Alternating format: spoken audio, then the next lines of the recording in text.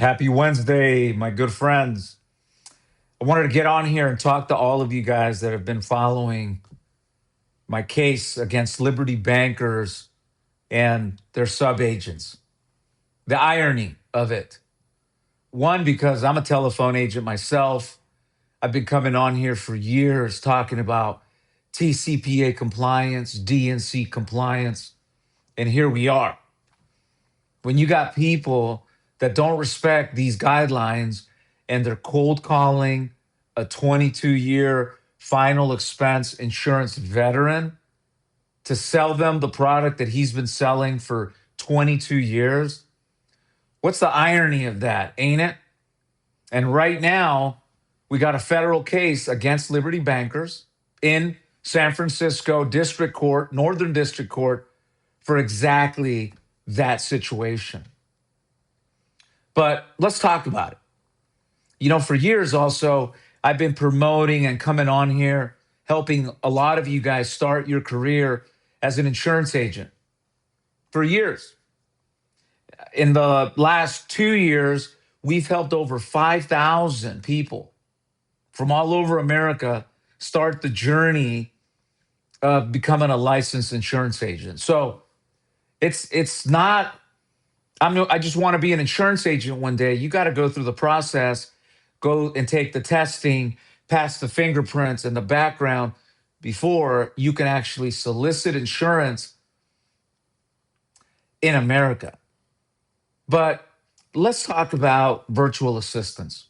How does this happen?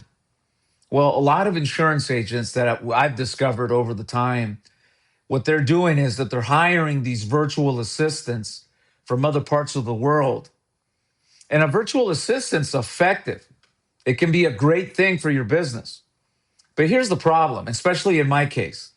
When you got agents, for example, like at Liberty Bankers, where these agents are not being supervised by the company, they're not being provided training for telesales, for TCPA, for DNC, it creates room for people that don't know what the hell they're doing to cut corners.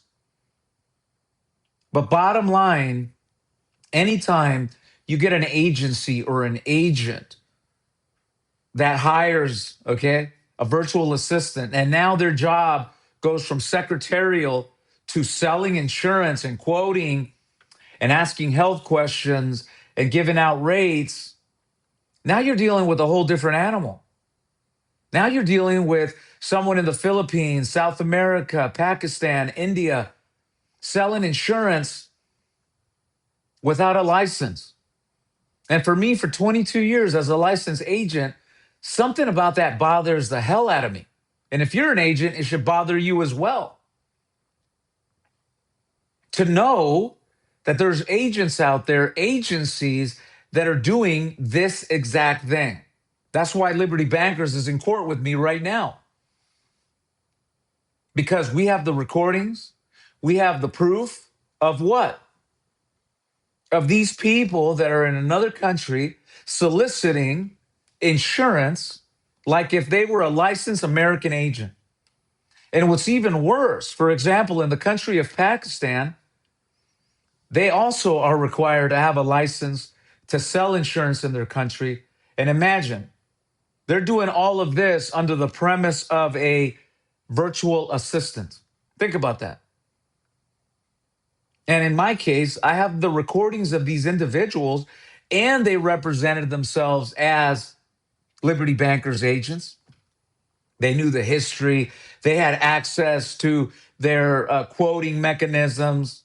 And then once I went through this call process with these people, and it was at that point in time that they would connect me to their life insurance agent on U.S. soil.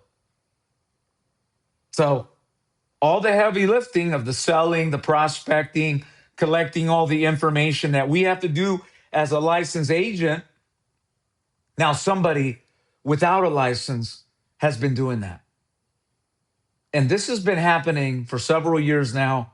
I'm surprised that a lot of you guys don't talk about it. A lot of insurance agencies don't talk about it.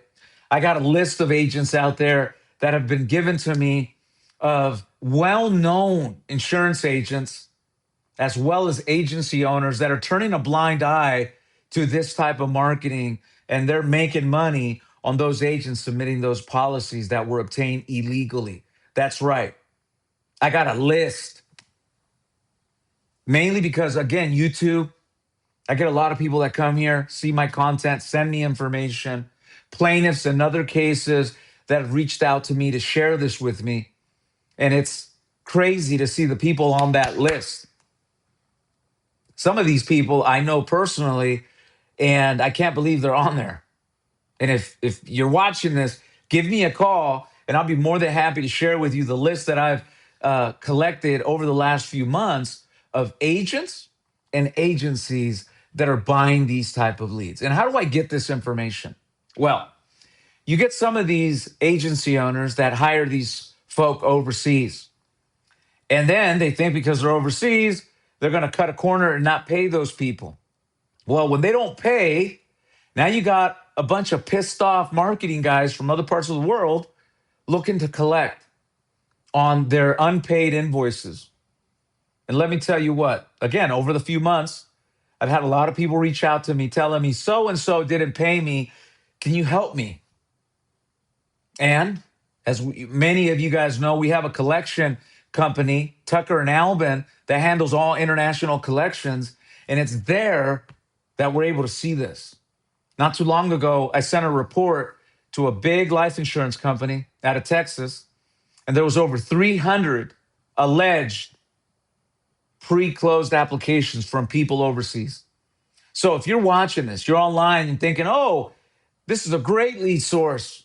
They're going to provide me with social, banking, the amount of coverage they want, and the name of the company. This is perfect. Well, it's not.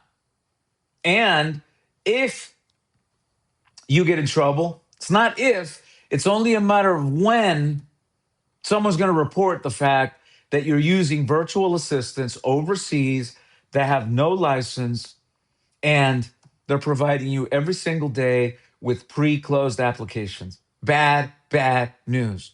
So if you're watching this, what are your agents doing? How are they submitting business? Do you know what they're doing? If they're not, if you don't know what they're doing, you need to look up a word that's called vicarious liability, and also read the contracts with the carriers where they discuss the telemarketing producer acknowledgement contract that every insurance company has you sign, that basically says that you will follow all the rules. And if you break the rules, they're coming after your ass, your upline, and everyone involved with your business. So again, vicarious liability, it's your responsibility. But bottom line, life insurance companies need to do a lot better work in supervising their agents, providing true training to their agents, because the days of turning a blind eye to what your agents are doing and then saying, oh, it wasn't me, those days are coming to an over.